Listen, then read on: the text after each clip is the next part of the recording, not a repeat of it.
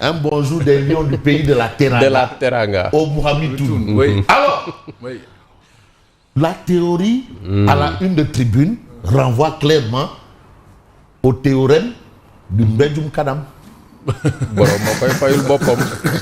borom ma koy fayul boppam. Sacré Fabrice. waaw. Tcholoba. waaw. Tontu kay du forox. tontu du forox de waaw. Ouais, Mbedjoum Kadam. borom ma koy fajal boppam. Ah, apparemment, ce sont ces deux théories. À vous de choisir, hein. Oui. Vous faites du Tane ce boulonnaire.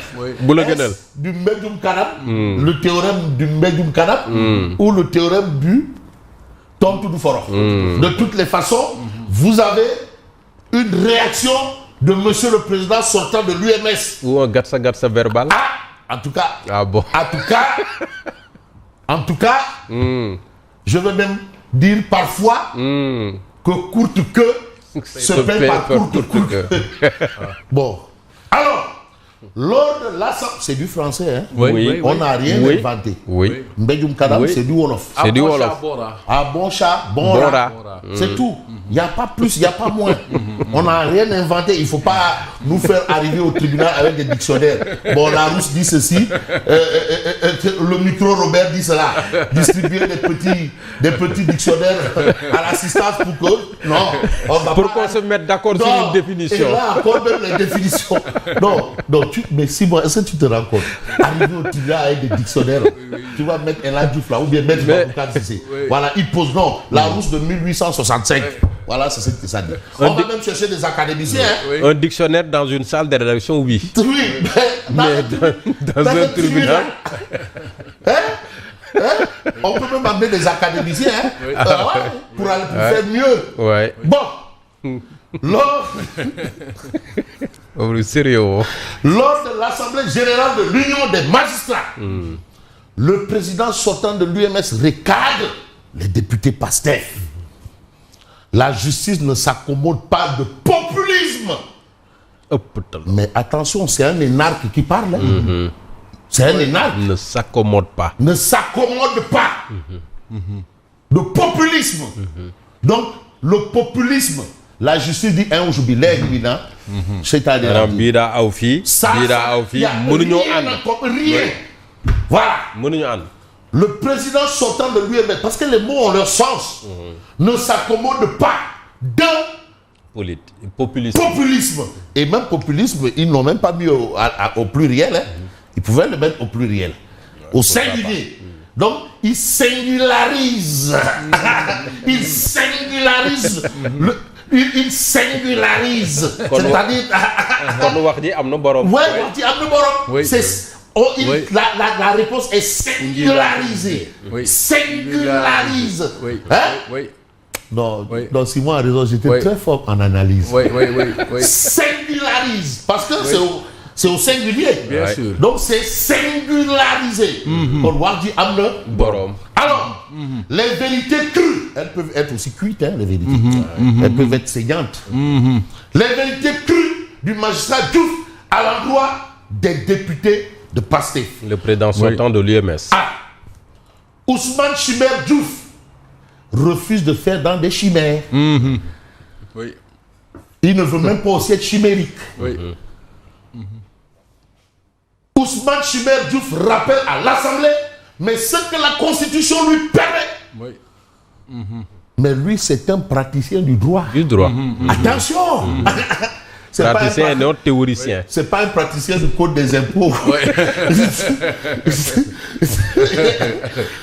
À chaque fois, yaa ngi tooñ nag. Non, exemple. Ah d'accord. Oui, bien sûr. Oui. À chaque fois son livre. Voilà, à chacun son école, son livre, Oui. son béaba, son syllabaire. Oui. Lui, c'est un praticien bréviaire. du droit. Son glossaire. Oui. Ouais. À chaque fois son glossaire. Voilà, les Ismaïla Badior, ce sont les théoriciens du droit. Alors, les magistrats qui bénéficient d'un statut particulier sont jugés devant la Cour suprême. Oui. Donc, il n'y a pas de quoi fouetter un chat. Oui. Il est remplacé par Chekba à la Cour d'appel de Dakar. De la Cour d'appel de Dakar. Voilà un peu l'information de Tribune. Inondation dans la ville sainte. La situation reste compliquée, mais à 2 jours du Magal. Oui. Ah oui, elle demeure compliquée. De toutes les façons, c'est une Toubarek. Khadimou Rassoul Rek. Akassa. Alors, non-respect des engagements, le PM à l'épreuve du pouvoir, mais change de position. Non-respect des engagements. Non, je ne veux pas citer de nom. Tu sais, il y a souvent la théorie de l'hôpital qui se moque de la charité. Quoi. C'est une théorie, hein. Je n'ai rien inventé. Oui, bien sûr. Bon, est-ce que en l'espèce, ça peut faire foi de toutes les façons? Donc, tu nous vas me contact. Donc, alors, l'opposition veut faire croire à l'opinion qu'on peut changer le pays en un an. C'est impossible. Moi, je croyais qu'il fallait juste 2 mois pour changer le Sénégal. Non, Mandal. Comment on dit Wakou Kilifa? Waouh, j'ai ouï dire ce que vous dites quelque part. Oui, 2 mois, oui. Wakou Kilifa. Finalement, c'est Ring Bass Abdou Khad. Politicien. Il a dit 69. 69. Non, c'est-à-dire on essaie d'analyser parce qu'on prend des faits. Feng. En Poula, on dit Kongol Kondiam. Kongol Kondiam. Alors, hop, vive tension de sinistrés. Bon, on va évoluer parce que quand même, il s'agit de Seydou Touba. 10 août 1895, le début d'exil de Cheikh Ahmadou Bamba. C'est là où il a eu rendez-vous avec l'histoire. Vous savez, pour être un grand homme, il faut avoir rendez-vous avec l'histoire. Et certains ratent le rendez-vous avec l'histoire, et même avec leur histoire. Cheikh Ahmadou Bamba, il doit inspirer plus d'un. Bien sûr. À tout point de vue. Il a eu rendez-vous avec l'histoire, il a répondu au rendez-vous avec l'histoire. Et aujourd'hui, l'histoire lui a donné raison. Maga Touba, reçu par Seyd Mountakha Mbacké, Dr Toussaint Manga sollicite des prières pour la réussite de la mission du président de la République et son peuple. Ils ont besoin de prières. Bien sûr. Et Fabrice, vous savez, pour Serigne Touba, au-delà de son œuvre éminemment islamique, il y a eu également ce symbole de résistance contre le colon, une résistance pacifique. Pacifique. Pacifique. Il n'avait que Dieu, le prophète, tout à fait. Et point. Pas plus. Et aujourd'hui, quand tu vas Touba, tu vois Massalikou Dinan, tu dis Eskeï Mbaki. Alors, Wolf quotidien, attaque contre la justice, convocation de magistrats devant l'Assemblée, mais le ton monte entre l'UMS et le PASTEF.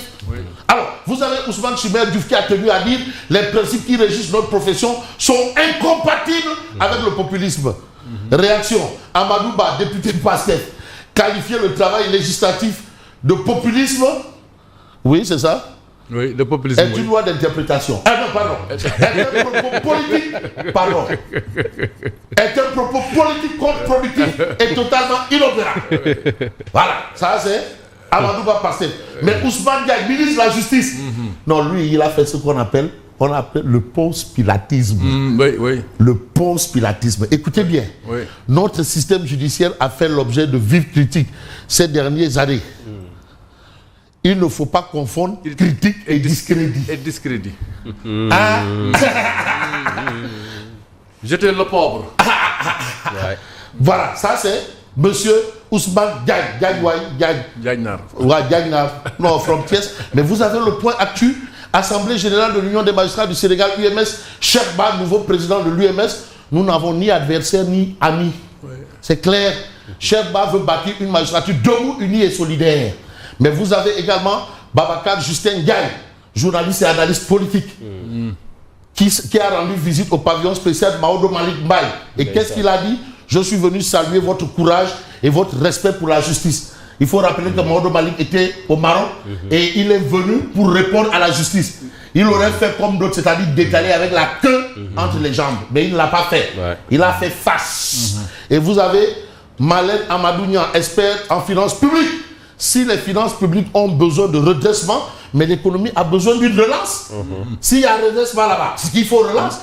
Mais est-ce que relancer les taxes et les impôts suffisent? Non, demain la Tidong.